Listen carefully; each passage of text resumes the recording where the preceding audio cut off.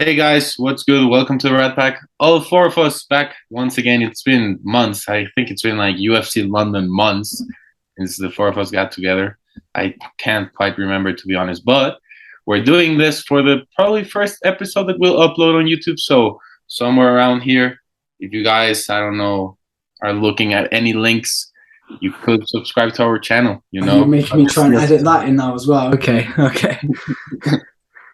Maybe just look at the caption of this video on Instagram, if not, and just Sounds look good. at the link, and that's it. Because we're not the best editors, none of us are. That's why we do the content that we make. So, anyways, I know you guys want to talk about this main event because it's incredible.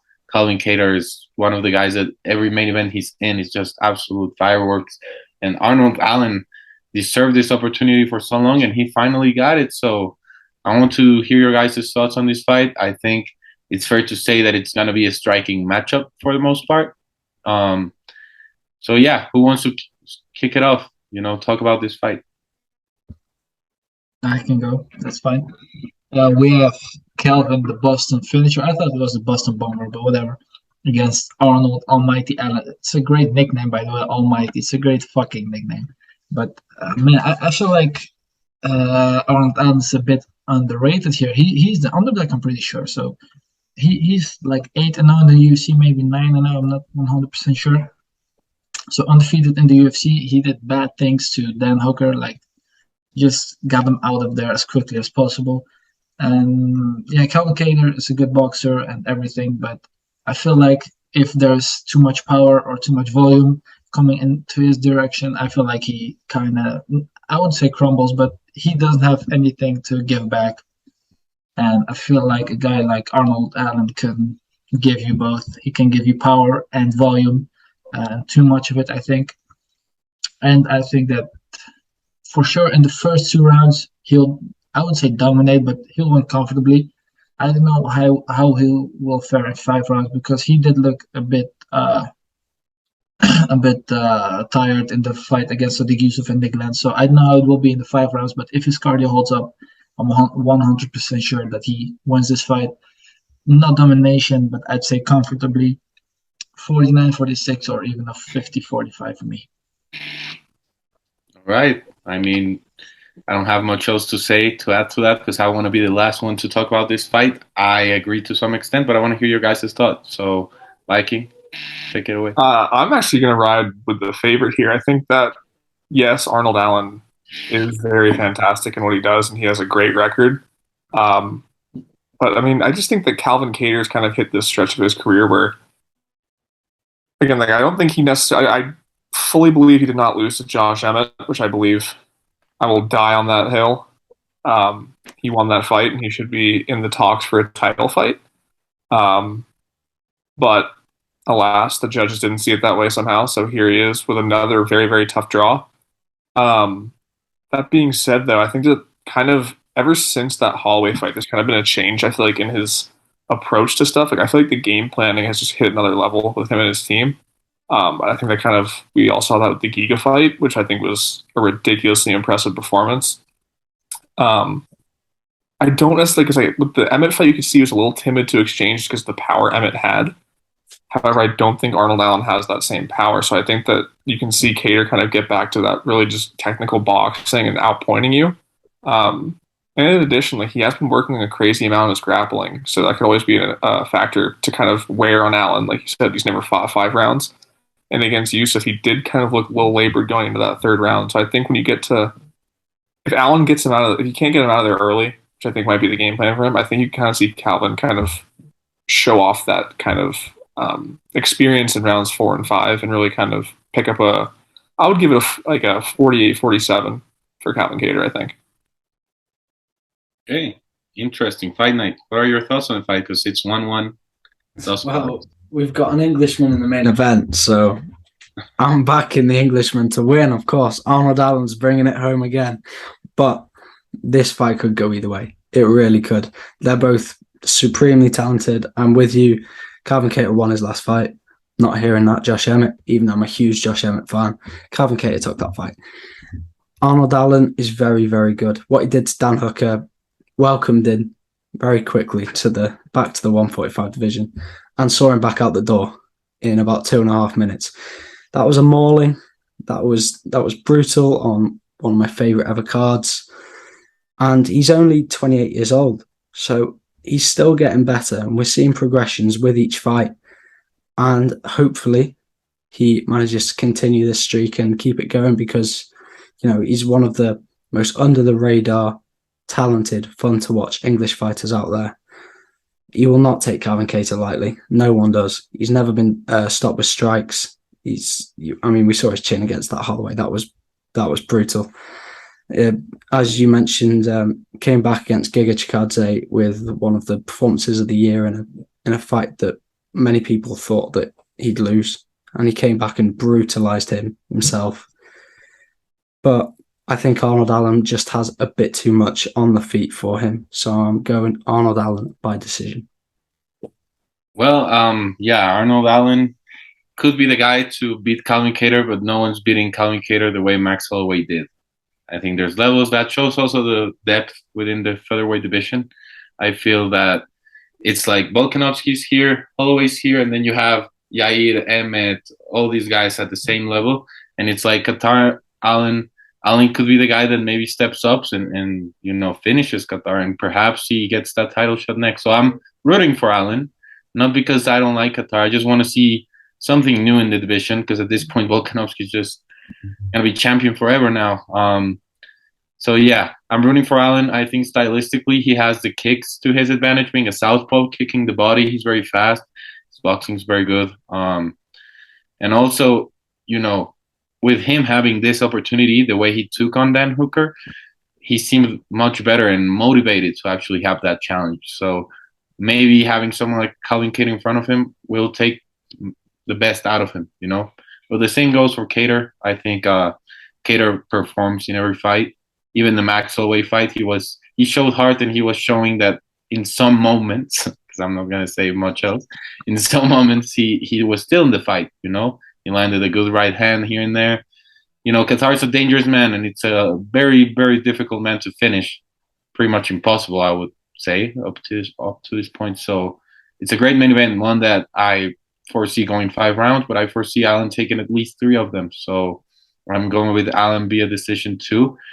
And with that out of the way, the co-main event's not the most exciting one, because we lost out on one of the best fights of this year. Honestly, man, I was so much looking forward to Edson Barboza versus Ilia Topuria. So quickly, want to hear your guys' thoughts on that potential matchup and Ilia's recent news that he's fighting Dan Ige on December 17th. So what do you make of that fight? It's a great fight, for Topuria, but it's just you said, my views of it are so tainted, because I could have just seen him perform this weekend against Edson Barboza and had just an absolute, maybe you could say it could have been a war. Obviously, I think that Topuria probably would have just beat the hell out of Barboza on the ground, but it's kind of hard to look forward to a fight when you could have just had it in a couple days. True. It's also hard to look at a fight when Edson Barboza is one of the biggest fan favorites in the sport. So everyone wants to see him perform. What about you guys, Stan? Fight night. What do you guys think? So what do you make of all this drama with the co-main event and having Ilia Topuria trying to step in against Bryce Mitchell not happening? It's just been a mess all around. You go first. Well, just don't rebook it. Give Topuria someone else and let Barboza fight someone else. That's all I want to see, and that's all I've got on that one. Yeah, I'd have to agree. I didn't like the matchup, to be honest, because Topuria would have just mauled him, so I am not that sad about it. I think that a matchup between Topuria and like Bryce Mitchell or Evloev makes much more sense, and give Barboza just a guy like Charles Jourdain. That would be a great fight. But this co-main event is great too. It's two older guys, 2 veterans at welterweight, but 2 guys that just go at it. Max Griffin had a good performance against Neil Magny. Pretty sure he dropped him as well. So he's a good striker. He's got a few KOs in the last few fights. He got the Ramiz Brahimaj Dr. Stoppage with the ear, which was nasty. Nasty, yeah. Like his ear literally fell off almost. So that's fucked up. And then he absolutely slept Kenan. So I remember watching that. That was brutal, man. He beat Carlos Condit, which hurt me, but whatever. Yeah, and Tim Means, good fighter as well. He was on a 3-fight win streak before he met the retired Kevin Holland. Yeah, he's a good fighter as well. He beat Mike Perry, beat Nicholas Dalby. So two veterans. It's not the greatest fight, like you said, but it's a good fight to just to watch, just a fight between two veterans. I see you finish. I think Max Payne Griffin KOs him in the second round, but I expect great fight. Hey, interesting. Viking, what are your thoughts on the fight? I pretty much agree with Stan, so I'm gonna leave my thoughts out of the fight because Max Griffin's that guy. Like you said, no, before we recorded, it's be pretty short and sweet. Like you said, it's a veterans matchup. Those usually provide pretty fun technical bouts. But I think when you have a guy like Max Griffin, I mean, he's gunning to kill you. He's gunning to take your head off, and I think that for the I think he'll find Tim Means chin at 38 years old. I think he's going to crack him. I think I'd agree with Stan. I think second round probably is a safe bet here. Say it finishes for Max Griffin. I'll follow on then. Just follow the trend. Fun fight. Max Griffin's great to watch. Probably knocks him out. Both guys are great to watch. He guaranteed some fireworks. So in the divisions themselves, not particularly a massive fight, but it's one that I'll definitely tune in and definitely enjoy watching. For sure, but one of the fights that we are all surprised about having on this main card, Cortez Acosta versus Jared Bandera, the featured bout of the evening. Weird one to say the least. I think it's a weird matchup overall, especially the placing on the card. But what are your guys' thoughts on the fight stylistically? Because it's a heavyweight brawl, pretty much. I mean, stylistically, when you look at this fight, I mean, it's pretty clear what the UFC wants. I mean, they're feeding one of their contender series guys, trying to feed him to a guy who has just been, for lack of words, kind of disappointing in the UFC. He's lost a couple split decisions, but I mean, 12-9. I think he's won maybe one or two fights in the UFC. It's pretty clear what they're going for here.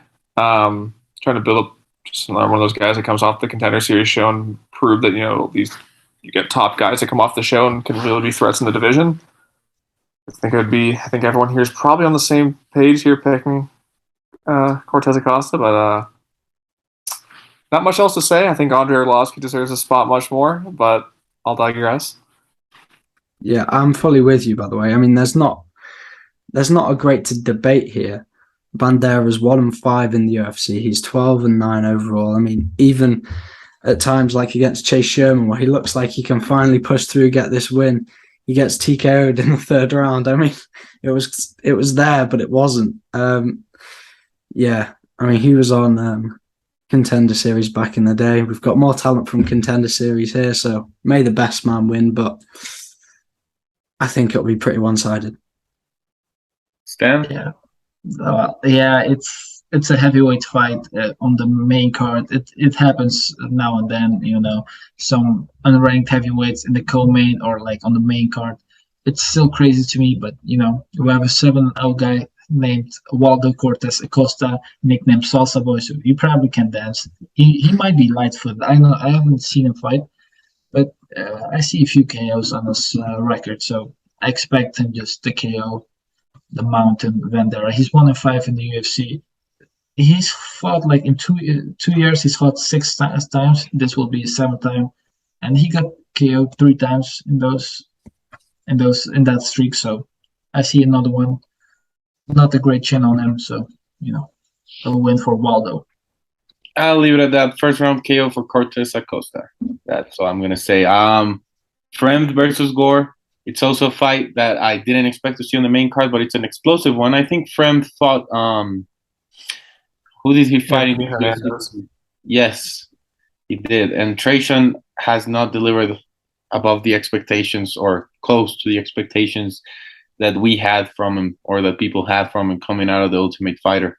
So, what do you guys make of this fight? Because it looks like the type of fight that the UFC wants to have on the main card just for a highlight either way. I think it's fair to say that this one's not seeing the judges. But who do you think takes it? I mean, it's a good fight in my opinion. It's going to be an exciting fight. Josh Fremd he didn't look bad against Anthony Hernandez, considering the fact that Anthony Hernandez has looked like great, especially in this last fight against Barrio. He looked amazing. So Josh Fremd is a guy he's pretty well rounded. He's a good striker. He's very tall. Trishan Gore, he's a striker, but I feel like he gets tired very quickly. He's 4-2 right now, and because he gets so tired, he isn't as active as I hope he'd be, like in the fights. So it cost him against Brian Battle. It cost him against Cody Brundage. He got overhanded, and then finished off on the ground. I feel like Josh Fremd, he will take this fight out of the first round and then TKO in the second or third round because Trishan Gore just gets tired. Els, what do you make of this fight? Yeah, I mean, we see it time and time again where fighters come from the TV shows, whether it might be Contender Series or it is, in this case, The Ultimate Fighter, and they gain a lot of hype so early in their careers where they haven't done a great deal to amount to it other than, win, or even in Trishan Gore's fight, he dropped out injured. So, I mean, Josh in his last fight got taken down a whole bunch of times, so it'll be interesting to see if Trishan can try and use the grappling or the wrestling, maybe against the cage, to try and keep the cardio at a level where he can maintain the 15 minutes. But it's a fight that where you've got some legends on the prelims, you do kind of have to have a look at it and think, Andrei Arlovsky, bump him up the card a little bit. But I don't know. I'm gonna pick Trishan Gore to win a decision here, and perhaps use a bit of a grappling game to try and grind out a few rounds in this one. I am going with the norm. I think Fremd takes this one. I think the cardio from Trishan Gore is just, for lack of words, atrocious. For real, like Marlon Moraes-esque.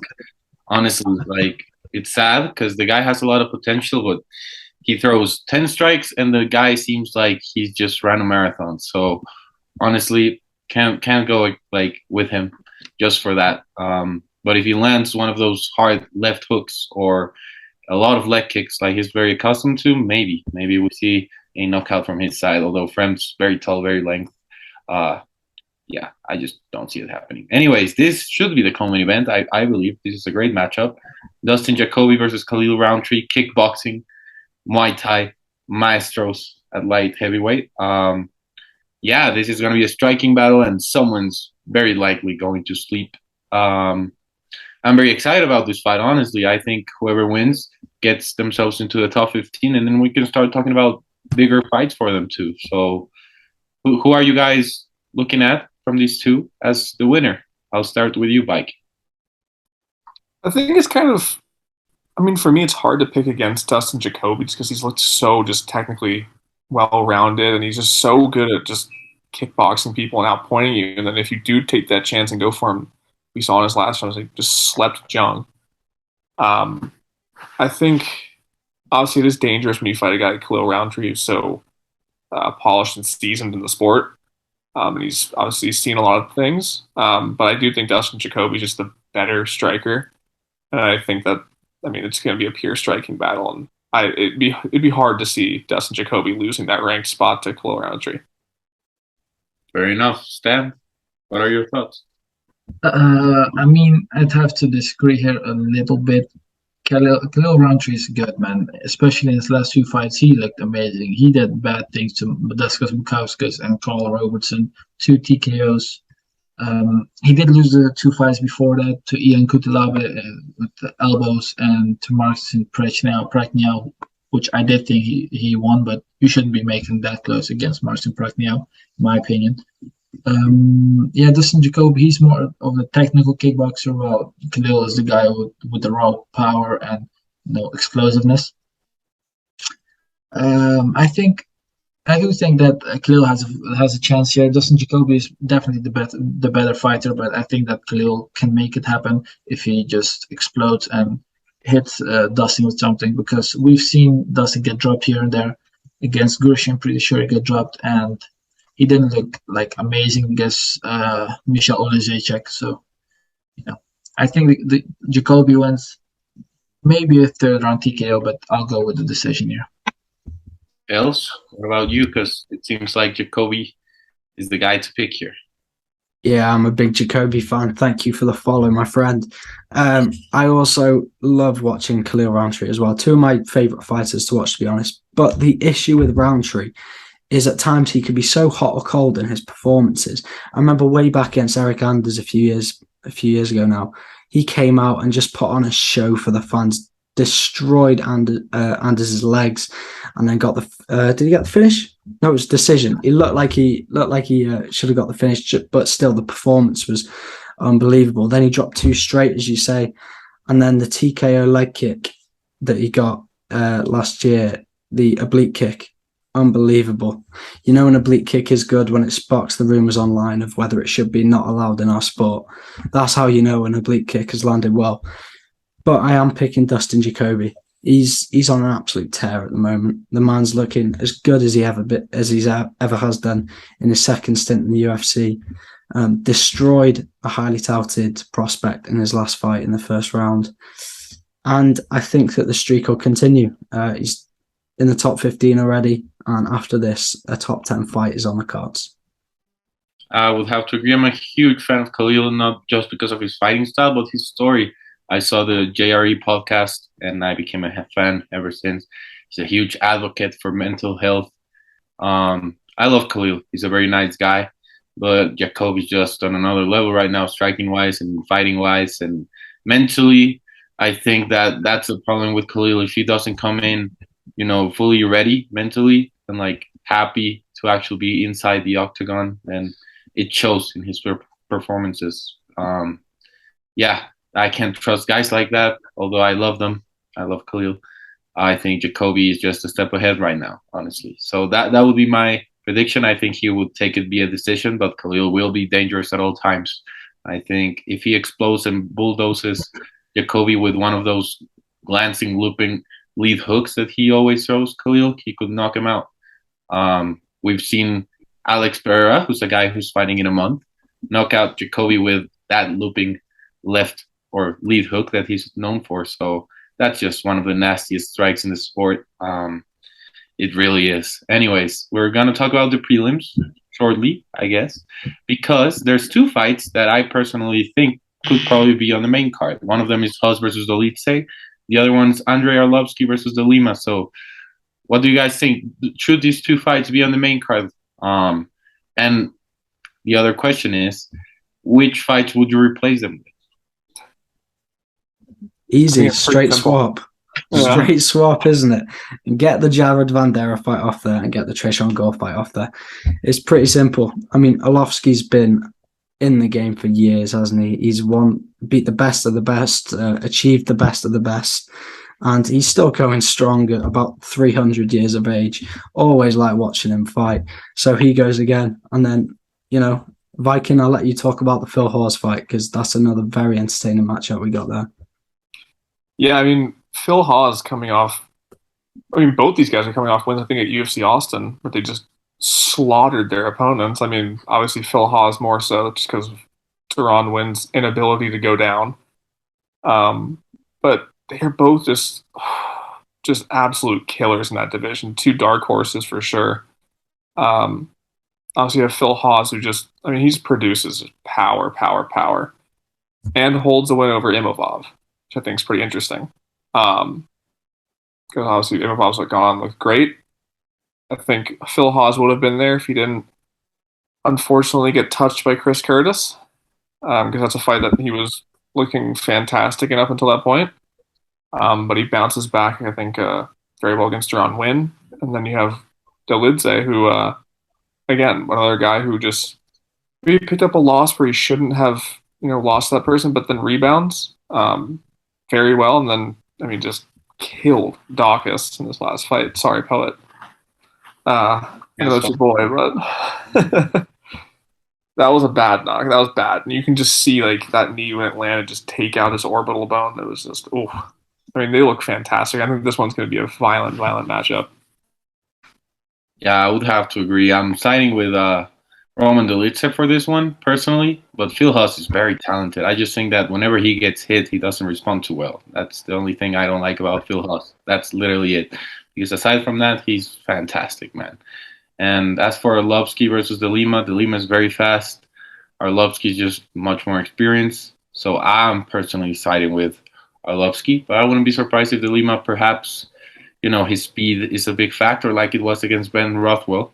That was a bad one, too. Talking about bad knockouts. So I want to hear your guys' predictions before we take off. What are your final predictions for these two prelim fights? Yeah, I have to agree with you here that if Phil Haas gets hit, it's not that he doesn't respond well. I feel like he just doesn't have the chin to respond well. He's an experienced fighter, but the chin just isn't there, which is heartbreaking to be honest. Because the guy's like really good. Like his striking is amazing, the wrestling is amazing, but every time he gets hurt, he gets hit, he just gets hurt. So I'll have to go with the leader because he has big power. So I think that Phil will be a little hesitant there. And Angelovsky versus De Lima, I'll have to go with De Lima. De Lima is very explosive, and he holds it up for 3 rounds pretty good. So I'll go with him. Els, what about you, brother? I mean, Arlovsky is 6-1 in his last 7, and the one being none other than Tom Aspinall. I mean, at this stage in his career, to be racking up wins like he is incredible. To be honest with you, obviously De Lima knocked out Ben Rothwell in a Herb Dean special, and then but dropped his last fight against Ivanov. So I think Arlovsky split decision seems to be the bet at the moment, but I will say it will go the 15, and I do think Arlovsky will take the decision. I will agree. I think this card speaks for itself. Pretty good overall, but the main event just takes the cake by a landslide. It's that good. Guys, you better tune in and you better start watching the Rat Pack because we're going to YouTube now too. So stay tuned for more content, and I'm happy to have the four of us here. Thank you guys for watching. See you soon.